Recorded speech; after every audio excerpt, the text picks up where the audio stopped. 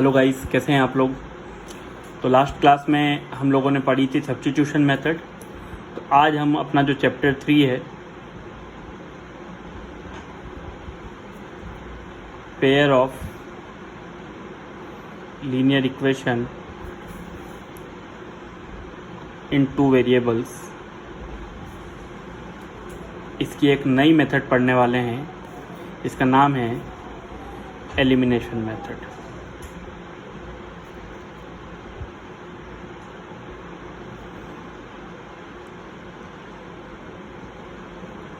ठीक है, चलो एलिमिनेशन मेथड में क्या करते हैं, इसमें हम एलिमिनेट करते हैं।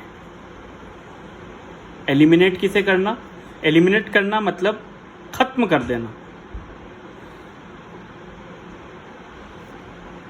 एलिमिनेट द थ्रेट, और यहाँ पे हम एलिमिनेट करेंगे किसको, वेरिएबल को।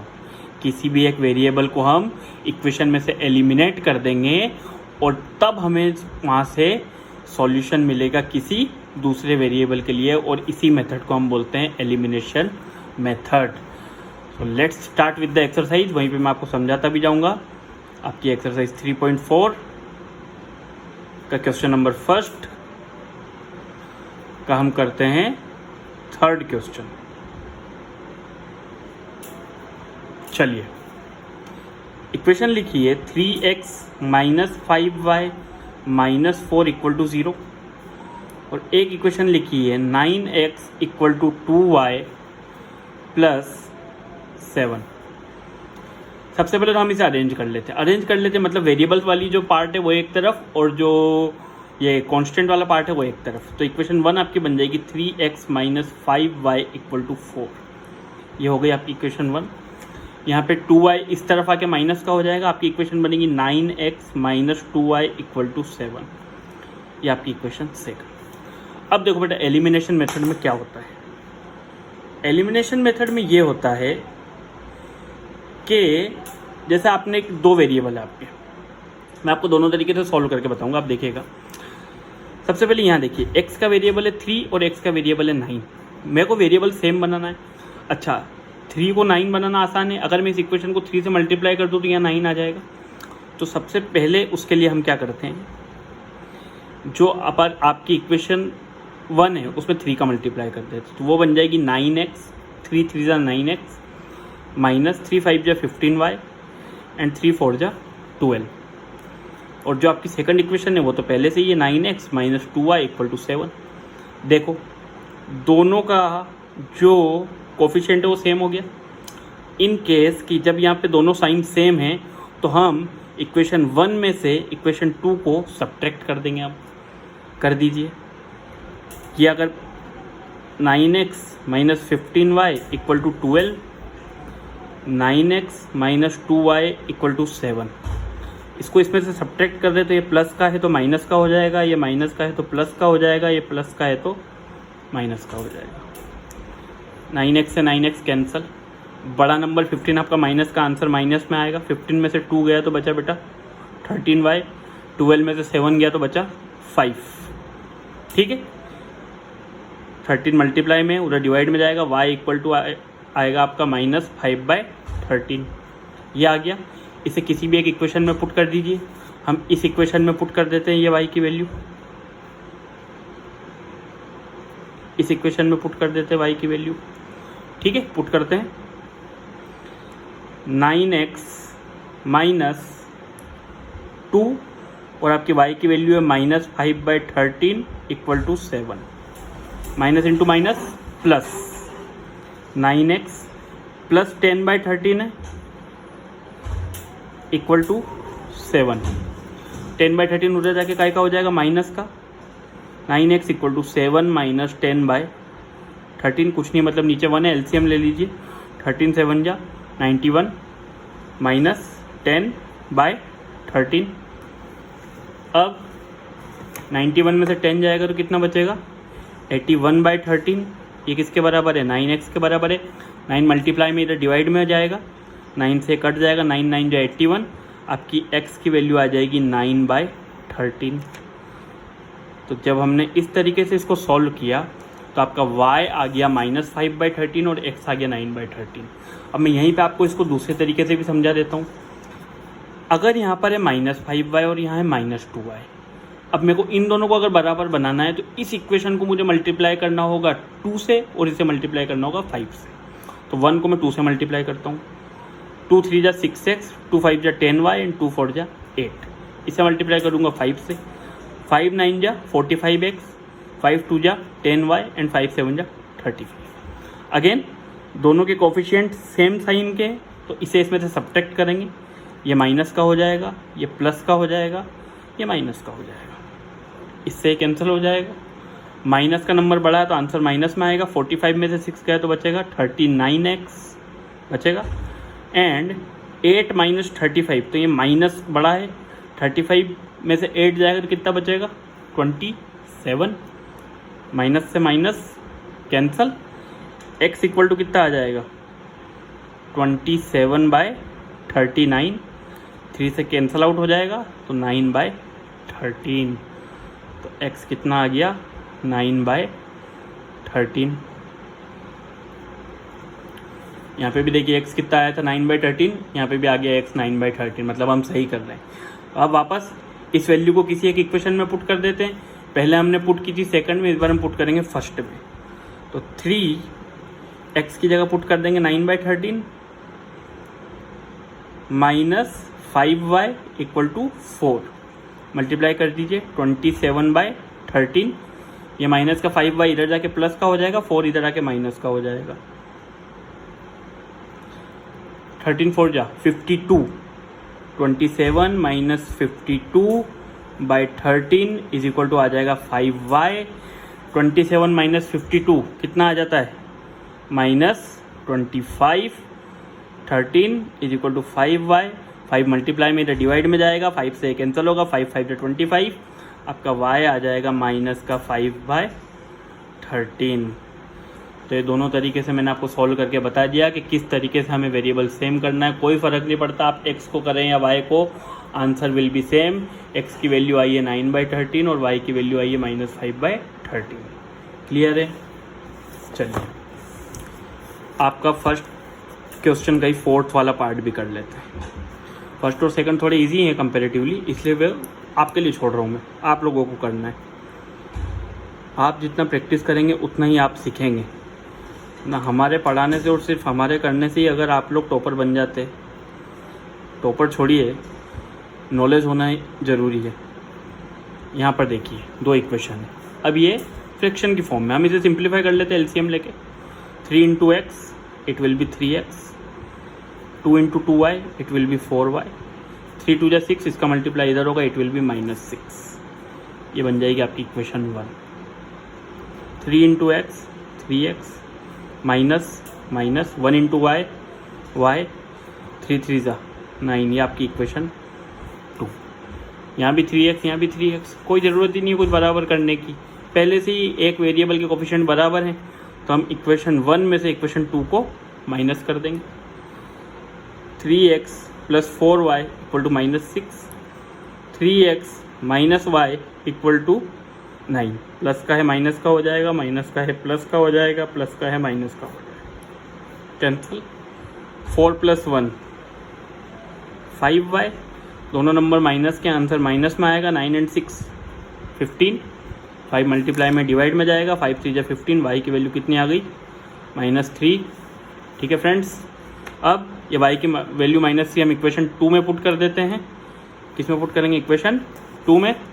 तो आप देखिए 3x माइनस y आया -3 equal to 9, minus into minus plus का 9 आ जाएगा। आ गया माइनस इंटू माइनस प्लस का 9, 9 को इधर ले जाइए, 9 - 9 0, तो x की वैल्यू कितनी आ जाएगी 0। तो x की वैल्यू आ गई 0, y की वैल्यू आ गई -3। कहीं भी पुट करके देख लीजिए, आंसर आ जाएगा x 0।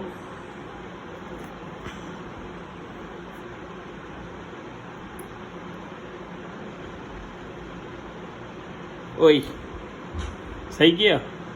गलत। 3x minus into minus plus का 3 इज इक्वल टू 9। 3 इधर जाके क्या का होगा माइनस का, तो 3x इक्वल टू कितना आ जाएगा 9 - 3 6। तो x कितना आ जाएगा 2। ये मैं यही चेक कर रहा था, जैसा बोलूँ और लिखूँ तो थोड़ा अपने को भी देखना है कि क्या हो रहा है क्या नहीं हो रहा है। सिर्फ ऐसे ही तुक्केबाजी में काम नहीं चलेगा। अब x इक्वल टू 2 यहाँ पुट कीजिए, 3 2 जा 6 and 4 into minus 3 minus 12, answer will be -6। x equal to 2, 3 2 जा 6, माइनस इंटू माइनस +3, 6 + 3 9।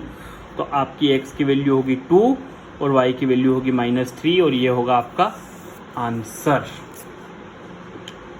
चलिए क्वेश्चन नंबर 2 वर्ड प्रॉब्लम्स पे आते हैं, तो थोड़ा ध्यान देना है, ठीक है।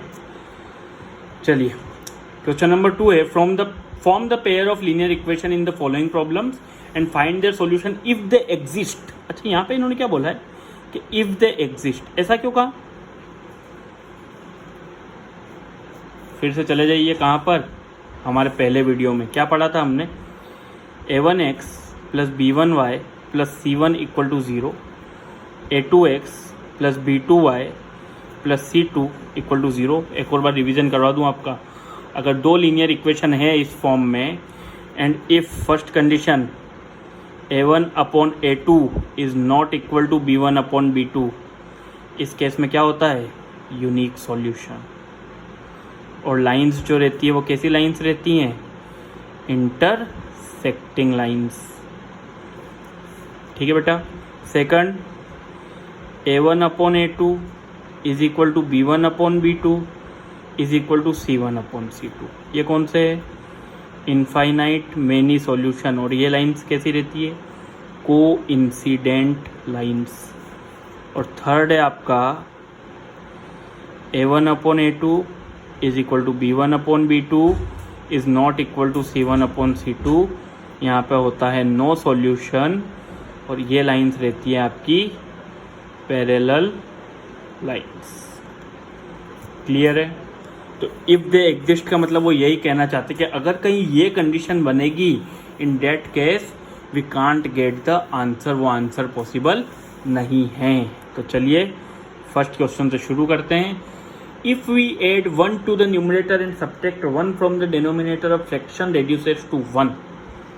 चलिए हमने क्या पढ़ा था, जैसे हमने लास्ट टाइम की थी word problems, let numerator is equal to x and denominator is equal to y।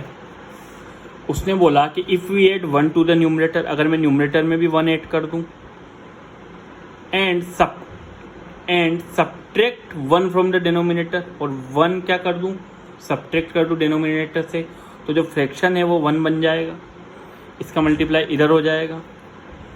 Then x + 1 equal to y - 1, minus का y इधर आ जाएगा, प्लस का y इधर आके माइनस का हो जाएगा, और 1 इधर जाके माइनस का हो जाएगा, -1 एंड -1 -2। यहाँ बन गई आपकी पहली equation. Then according to question क्या कहा अब उन्होंने, नेक्स्ट चीज उन्होंने कहा कि it becomes 1/2 if we only add 1 to the denominator. अगर सिर्फ डेनोमिनेटर में 1 जोड़ें तो आपका जो फ्रैक्शन है वो क्या बन जाएगा, 1/2 बन जाएगा। Again cross multiplication, 2 × x 2x, 1 × y + 1 y + 1, y इधर आके किस चीज़ का हो जाएगा, माइनस का, 2x - y = 1। ये बन गई आपकी इक्वेशन सेकंड। ठीक है, दो इक्वेशन हमारे पास आ गई। x - y = -2, क्वेश्चन 1,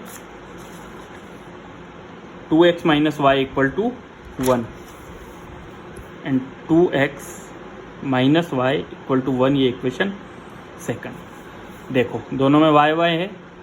अच्छा, यहाँ भी माइनस का, यहाँ भी माइनस का। चलिए अगर 1 में से 2 को सब्ट्रैक्ट कर दूँ तो x - y = -2, 2x - y = 1, plus का है तो माइनस का हो जाएगा, माइनस का है तो प्लस का हो जाएगा, प्लस का है तो माइनस का हो जाएगा। y से y कैंसल, माइनस बड़ा है, 2 बड़ा है, माइनस का है तो आंसर माइनस में आएगा। 2 में से 1 गया तो बचा 1x, -1 और -2 कितना हो जाएगा बेटा, माइनस का 3, माइनस से माइनस कैंसल, x कितना आ जाएगा 3। x = 3 पुट कर देते किस में, इक्वेशन सेकंड में, तो 2 इंटू एक्स, 2 3 जा 6 minus y equal to 1, minus का वाई इधर जाके प्लस का, और 6 माइनस 1 5, तो वाई कितना आ जाएगा 5। तो आपका जो फ्रैक्शन बन जाएगा, फाइंड द फ्रैक्शन, ऐसा बोला था, वो था x बाय वाई की फॉर्म में, सो इट विल बिकम 3/5। ये आपका आंसर आ जाएगा। ठीक है, ऐसे क्वेश्चन हमने पिछली एक्सरसाइज में भी किए थे। आप जैसे जैसे वर्ड प्रॉब्लम करने लगेंगे आपको पैटर्न समझ आने लगेगा। चलिए सेकंड क्वेश्चन,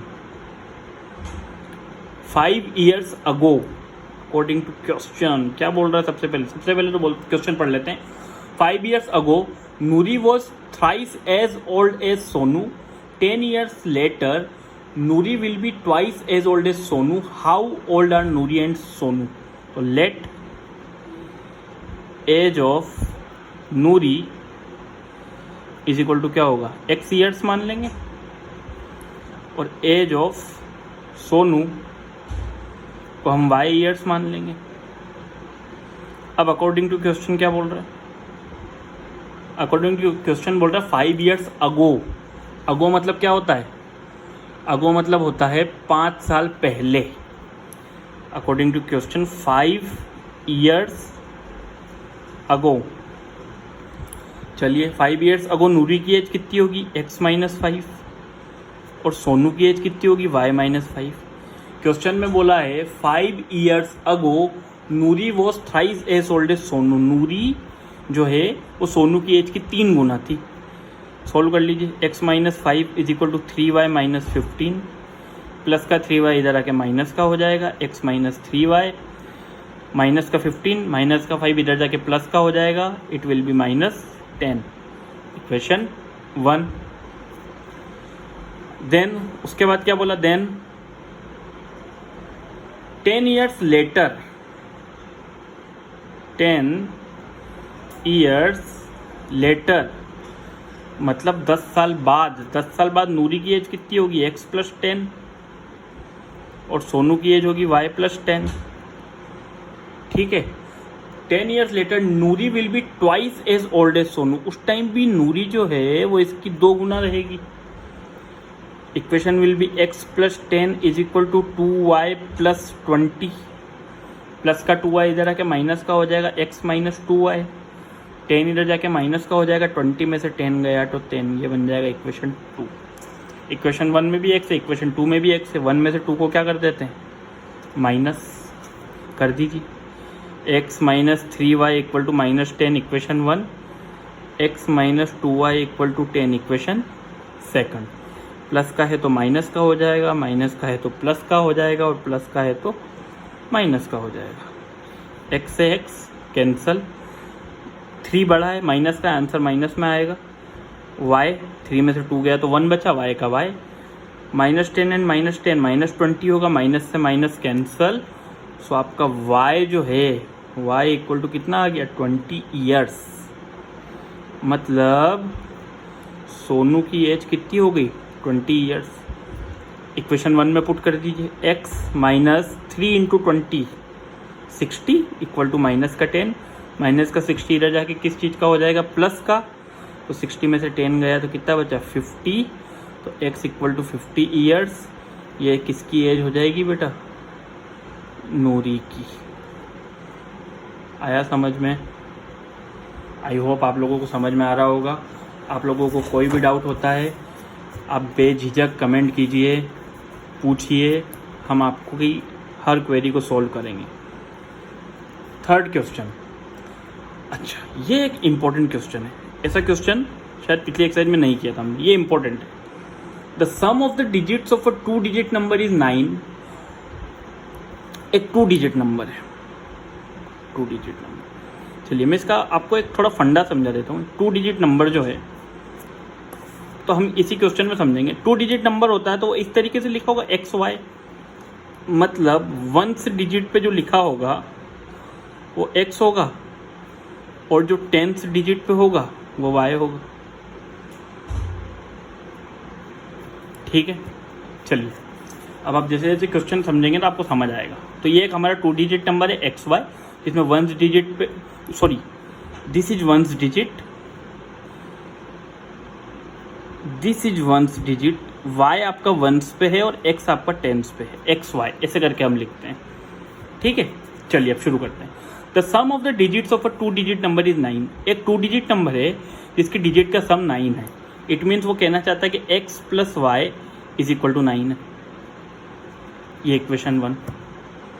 ठीक है, 2 डिजिट नंबर है, क्वेश्चन बोल रहा है the sum of the digits of a 2 digit number is 9, ये हमने लिख दिया। अच्छा, अकॉर्डिंग टू क्वेश्चन क्या बोल रहा है, also 9 times this number is twice the number. इस नंबर का अगर मैं 9 टाइम्स कर दूं, 9 times this number is twice the number obtained by reversing the order of digits. 9 times अगर इस नंबर का कर दें तो अगर इन डिजिट्स को रिवर्स कर दें, वाई एक्स की फॉर्म में लिख दें तो वो उसका ट्वाइस होगा। अच्छा, यहाँ देखो कैसे होता है, ये है इंपॉर्टेंट चीज़ इस सवाल की। ये एक्स वाई था, अब सोचेंगे सर यहाँ पे इक्वेशन कैसे बनेगी, वेरिएबल है 2, यहाँ तो एक्स वाई बन गया है तो 3 वेरिएबल टाइप से हो गए, सॉल्व कैसे होगी। नहीं बेटा, नहीं। देखो, अगर मैं लिखता हूँ, यहाँ पे समझना, अगर मैं लिखता हूँ 22, ये कोई नंबर है, वंस डिजिट पे लिखा है 2 और टेंथ डिजिट पे लिखा है 2, इट मीन्स इसको मैं ऐसे भी लिख सकता हूँ 2 into 10 plus 2 into 1। Tenth digit पे 2 लिखा था तो 2 इंटू 10, वंथ डिजिट पे 2 लिखा था तो 2 इंटू 1, 2 10 जा 20, 2 1 जा 2, 20 प्लस 2 22। ये आया समझ? जिसको ये समझ आ गया वो ये कर देगा। देखो यहाँ पे टेंथ डिजिट पे क्या लिखा है x, तो उसको मैं लिखूंगा 10x। वंथ डिजिट पे क्या लिखा है y, तो 1 इंटू वाई। यहाँ टेंथ डिजिट पे क्या लिखा है y, तो हम इसके लिखेंगे 10y।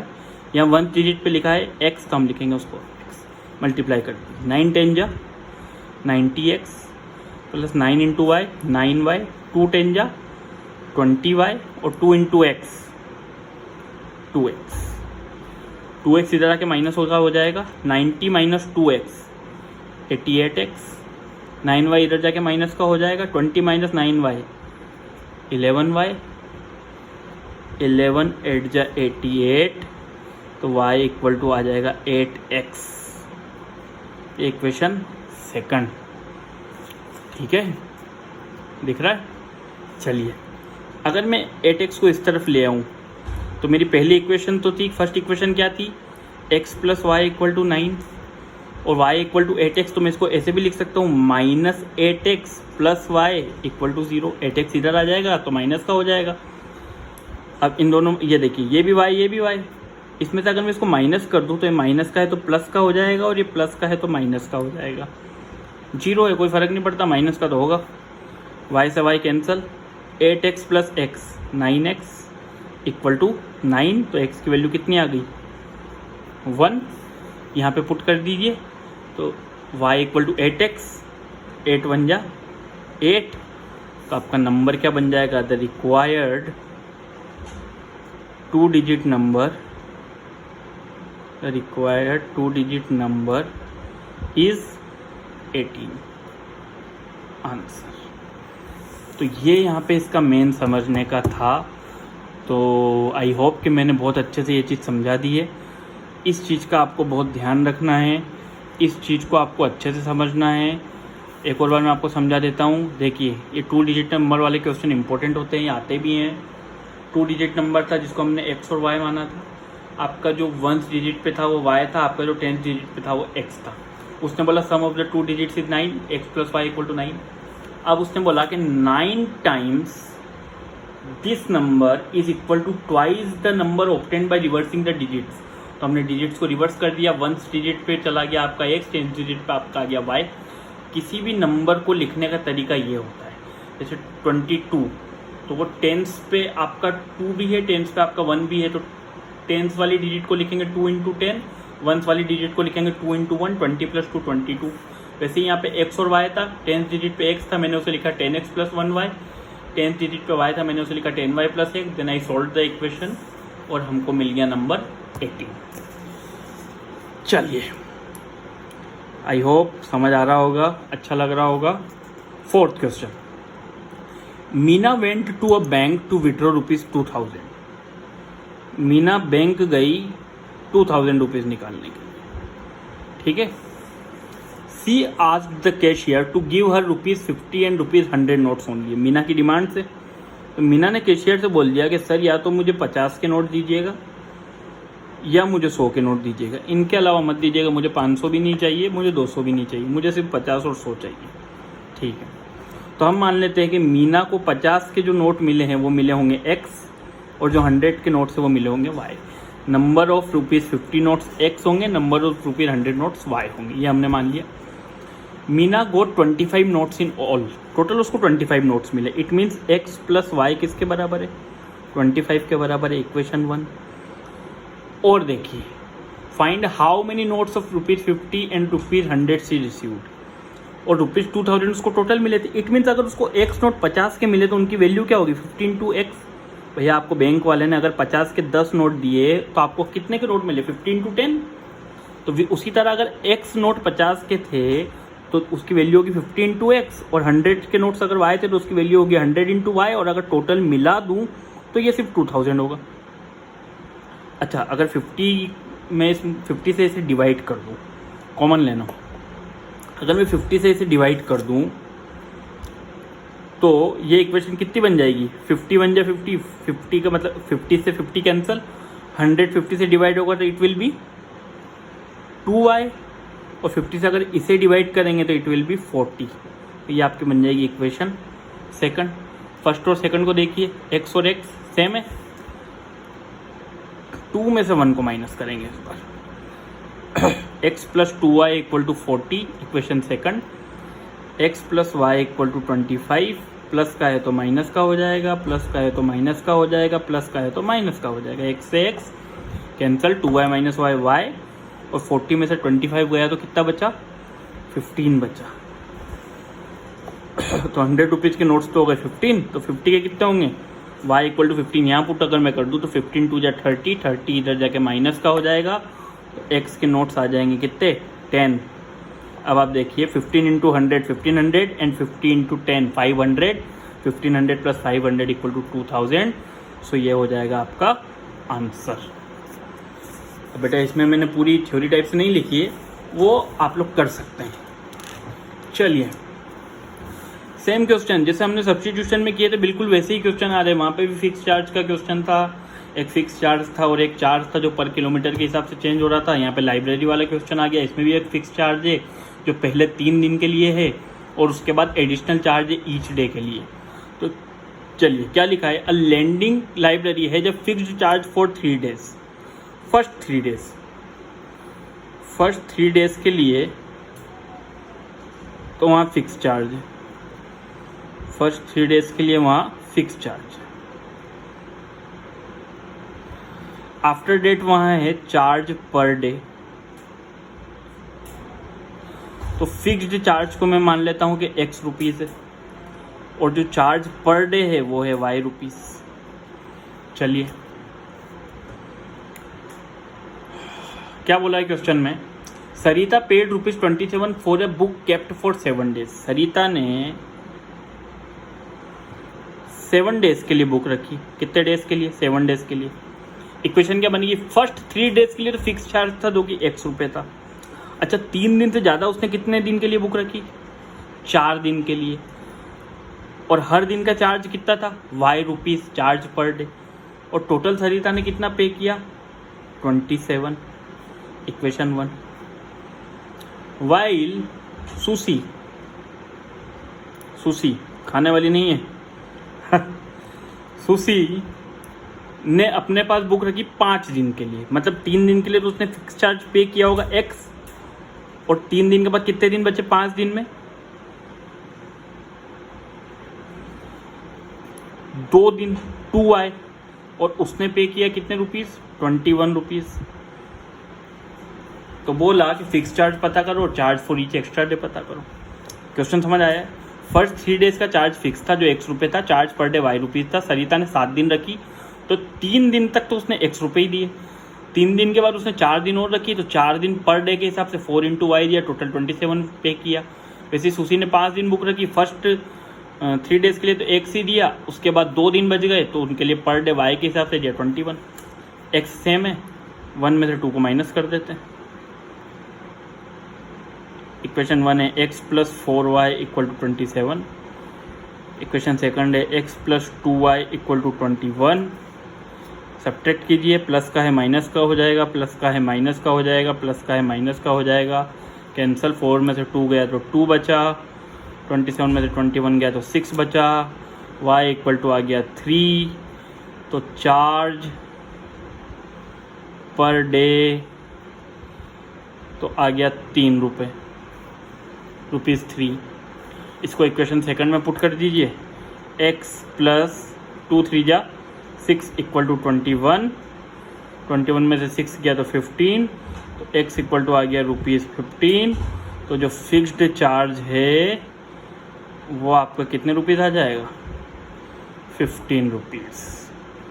Okay, clear. तो ये हो गई हमारी एक्सरसाइज 3.4। क्लियर। तो आप लोगों का बहुत बहुत धन्यवाद।